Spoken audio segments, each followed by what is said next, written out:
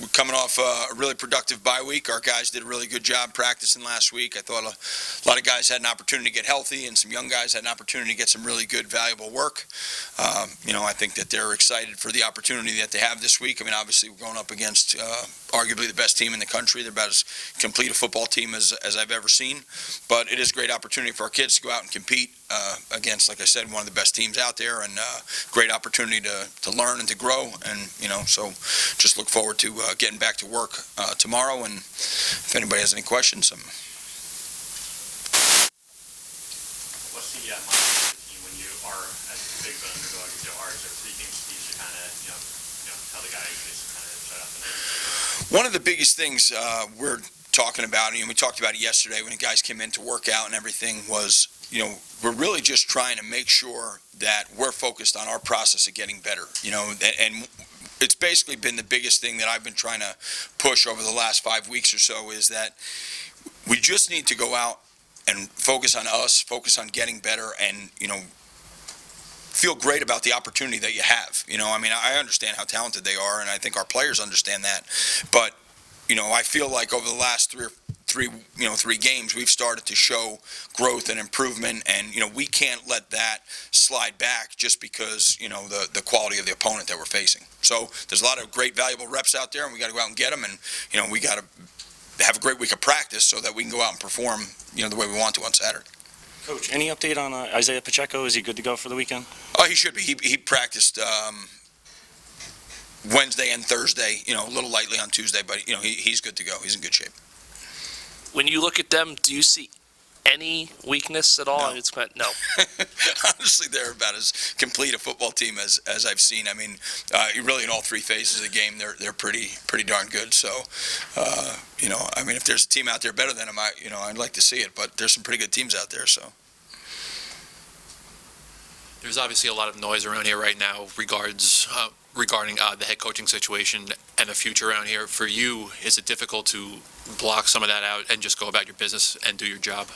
It's not that hard for me. Just really the biggest thing is making sure that it doesn't affect the players, and I think they've done a really good job of it. I'm sure they read all the stuff and hear all the stuff, but, we're just trying to talk about going out and getting better every day and, kind of staying on the path for growth. Obviously, they know there's going to be a lot of change coming down the road, and but hopefully that's all good change, and hopefully it's it's a positive opportunity and experience for them. So, but as far as personally, no, not at all. I look at this as a great opportunity, and I've learned a lot over the last 5 weeks, and hope to just keep progressing that way. Have you spoken with Pat Hobbs about maybe the job, or was there even an interview or? No. I have not. Have you spoken about what the next week could be, or next couple of weeks, of what to expect? Just how you're going to handle we're all assuming that you're going to be able to coach out the rest of the season as an acting head coach. Is that basically the plan that you understand? Yeah, but to be honest, I don't know that we've really had the opportunity to discuss it. So I'm just going to keep plugging along and going forward. But I am pretty certain of that we're going to stay in this configuration until the season's over, regardless of what happens. So you get 3 games. Is there any plan to get Kol Schneider involved? I know we keep asking you this, but now he's in that red shirt window. If it's productive for him and for the team, I still will say, he's a freshman. From the physical standpoint, we're playing against some really good teams out there. I want to make sure that if we put him in the game, it's going to be positive for him and positive for the team. So, but we'll see how it goes and how it plays out. Obviously it's hard to predict these games, and even just the injury situation. But if there is an opportunity to get him good, productive work, I'd certainly like to do that. Coach, I know you said you were looking to get some freshmen involved towards the end of the season with that 4-game limit. Do you kind of taper it back with Ohio State this weekend? Well, a lot of that stuff is probably more special teams roles. So obviously you can't load a unit with those guys because they've got some really good players out there. So that wouldn't really be fair to those guys, or like I said, fair to the team. But, we're going to pick our spots, but definitely try and get those guys so that they feel a little bit like, hey, I've been out there. A lot of them have been in a game or 2. So hopefully there's an opportunity over these next 3 games to get almost all of them some level of work. Yeah, any update on Aaron Young? I know he's a little banged up last game. Yeah, I think he should be fine. Yeah. Nunzio, did you get a chance to enjoy the birthplace, the anniversary stuff last week, and just your perspective being the head coach of the program at 150?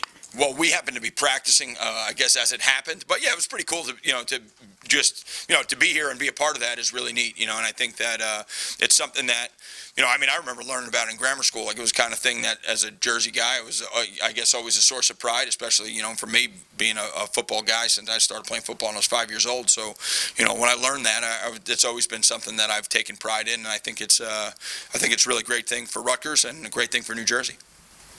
Coach, we've talked about this a few times, but as you've talked about leaving this program in a better place, just having the guys improve throughout the year, one, can you expand a little bit on how you do that in a bye week in a season like this? And two, how difficult is that to get them that game experience when you've got such a murderous row coming up? Well, the bye week probably came at a great time to get young guys work, because there are a lot of guys that are pretty beat up. So it was a great way to get work for guys that are normally getting a lot of scout work. They were able to go in and get real practice reps, and we were able to get a lot of ones, twos, and threes work. So because of that, it was a little bit more like camp, where guys got a chance to go out and get work so that they are prepared for these opportunities. As far as getting them in the games, I think it's a really good point. They're really tough games. They're really good physical teams. You don't want to put guys at a disadvantage, and we definitely don't. We want to give our team the best opportunity to win the games. So we have to definitely pick our spots. But if we can find a role where a guy feels comfortable and we feel good about putting him in there, we're going to do it. I know we don't really know if Chase Young's going to play. What do you see from the guys behind him? I assume it's not much of a drop-off. Yeah, they're really good. I actually, a couple of them are right from our backyard. I coached one of them, Javante Jean-Baptiste. He looks great. He's doing a great job. And, Tyler Friday's local guy, too. He's doing a really good job. Honestly, they're pretty deep. I mean, the drop-off is not a whole lot. I mean, and that's saying a lot, because he's about as good a player. I mean, last year we went out there, Bosa played in our game, and he was about as good as they come. And I don't know if there's much difference between the two of them. It's hard to say who's better. Last year you guys had that tough stretch at the end, and we kind of had these same conversations, and you guys played pretty well, hung in a couple of those games. Do you refer back, or is this a completely different team? Wisconsin, Michigan State last year. Yeah, I guess there's probably some validity to that. It basically, I guess the mindset just has to be to, hey, be at our best here. And, we're just talking to them about it. You could listen to all the stuff outside that says, oh, hey, you're going to get killed, or the point spread, or the whatever. And, none of that stuff matters. The only thing that matters is how hard and how well we go out and play, and, if we take steps forward, because I just keep telling them that these reps matter for the future. And if you're a senior and you have 3 games left here, you want to leave your mark to be at your best, and, never take your foot off the gas. And if you're a young guy, these reps really matter for next year. They matter going into the spring. They matter going into next season. So every chance you get to play against great competition like that is, an opportunity for you to grow as a player and for us to grow as a team. So, that's like the biggest message about these games to me. Again, along the same lines of, holding the fort down, recruiting. I know the bye week is usually a time for recruiting, and I know you can't talk about specific guys, but just in general, what is that like? Again, kind of not knowing what the future is going to be, and officially, like, who will be here, and is it more of a, like, just, kind of keep guys interested, hold the fort? Is it active? Is it a little more passive? We actually decided last week not to go on the road. Just thought it was in the best interest for, depending what the situation would be, coming forward in the next couple weeks.